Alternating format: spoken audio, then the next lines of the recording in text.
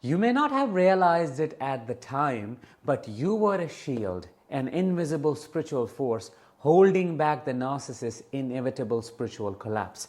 Your empathy, your kindness, and your spiritual integrity temporarily protected them from their own inner demons, shielding their life from disintegrating.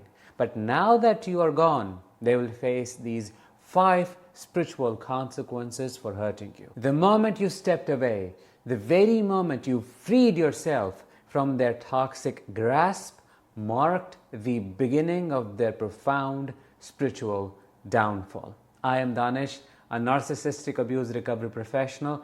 Welcome to my channel. Consequence number 1. The torture of watching their victims thrive. One of the most profound spiritual consequences a narcissist can endure is seeing you find true happiness, healing, and empowerment. A narcissist's core fear is irrelevance. They thrive on believing they hold lasting power over your soul.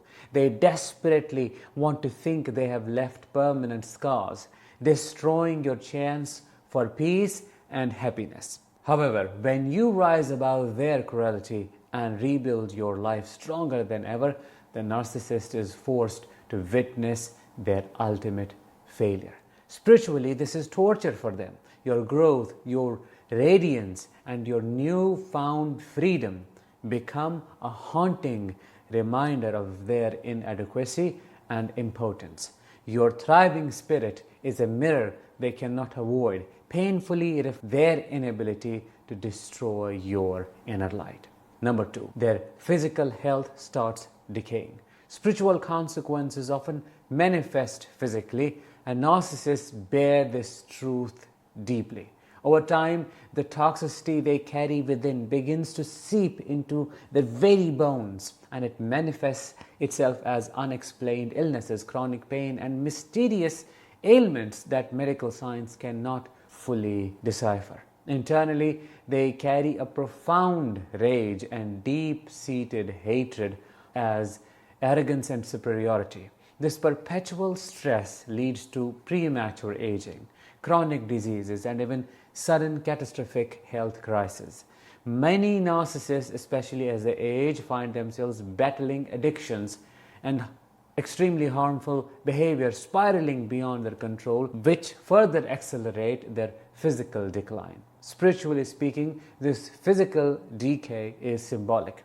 Their body becomes a tangible reflection of the internal toxicity they have spread. Every hurt they inflicted upon others becomes encoded within their very cells, and that gradually erodes their health from the inside out. Number 3, the boomerang effect of their own evil. Universal law is clear. The energy you send into the world will always return to you.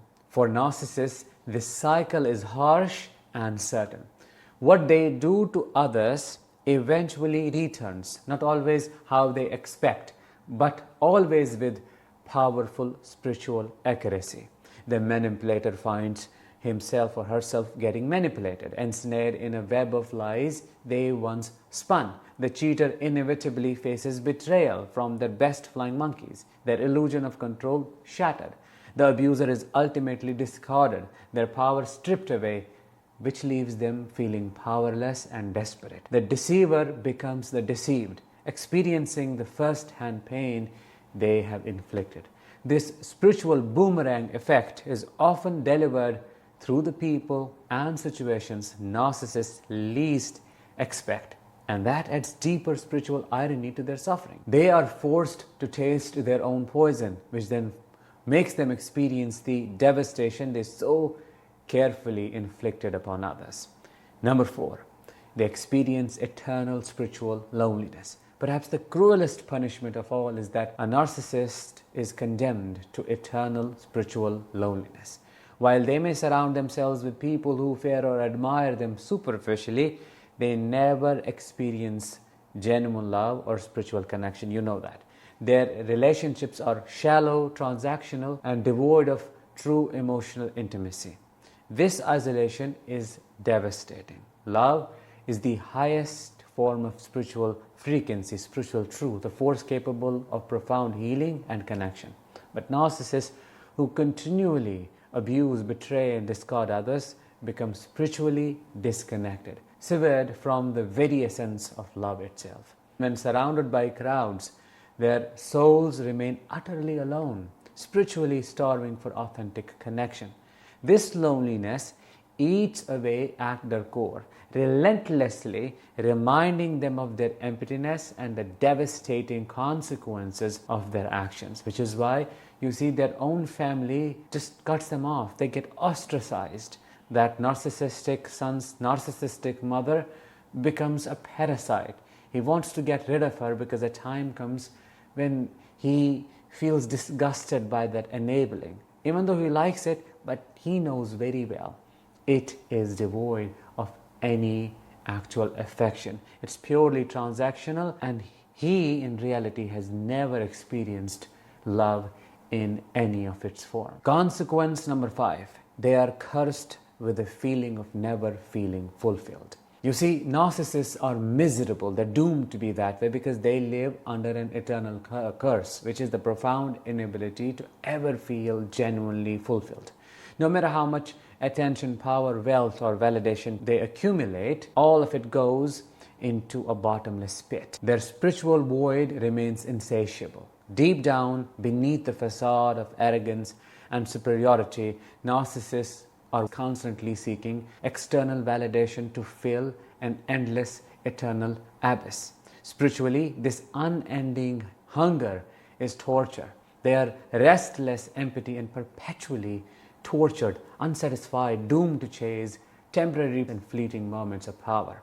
Every achievement feels hollow, every success feels temporary, and every relationship unfulfilling. This relentless spiritual starvation becomes their lifelong companion, a prison, a constant reminder of their emptiness, their cruelty has created. All of this was confirmed with one of my accidental sessions that I keep ending up having with these narcissists. It seems like I am attracting them, but in a different way, as if universe is giving me a chance to peek into their minds and to understand their world differently. So in this session, I got to know about the psychedelic experience this narcissist indulged themselves in. And you may expect that they may have faced their fears, encountered their shame, overcome their insecurities, and integrated some of the deepest drowning parts of themselves. But that did not happen at all. As I said, narcissists are miserable, and that's exactly what became evident during that journey. When the inner world of this narcissist started opening up, things started getting colorless. That's exactly what was told to me. That everything felt irritating, meaningless, like as if it had no life whatsoever. The things that people would find joy in, simple things like patterns, flowers, how the earth is available for us to experience joy, the geography of it, how there are so many things for us to experience, but for this narcissist there was nothing but pure lifelessness. Towards the end of their journey, they experienced their entire meaningless world turning into a small bubble and popping out like that. Just like that. I asked what was there after that. Nothing. It was black and white. It was meaningless, lifeless. I felt irritated, sad, and miserable. So this answers the question, can things like ayahuasca or psychedelic assisted therapy help narcissists? Of course not, because this person did that, expected things to change, but came out feeling worse than before. Truth be told, narcissists embody a demonic energy, a destructive force driven by envy, greed, pride, and profound spiritual emptiness, which is what they encountered. Their abuse is more than psychological, it's spiritual warfare, an assault on your very soul intended to destroy your connection with your inner divinity and peace. When you courageously step away from the darkness, reclaim your power, and begin to heal, the narcissist loses their spiritual shield, which you were. Without you to absorb and transmute their negativity, they face the full force of their destructive energies returning to them. Your departure initiates their spiritual unraveling.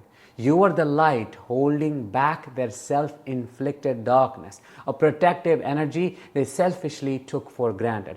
Now in your absence, they face the full spiritual consequences of their actions, alone, isolated, and utterly vulnerable. With that, let's bring this episode to an end.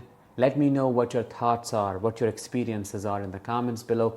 I will talk to you in the next one. Until then, as always, let the healing begin and continue.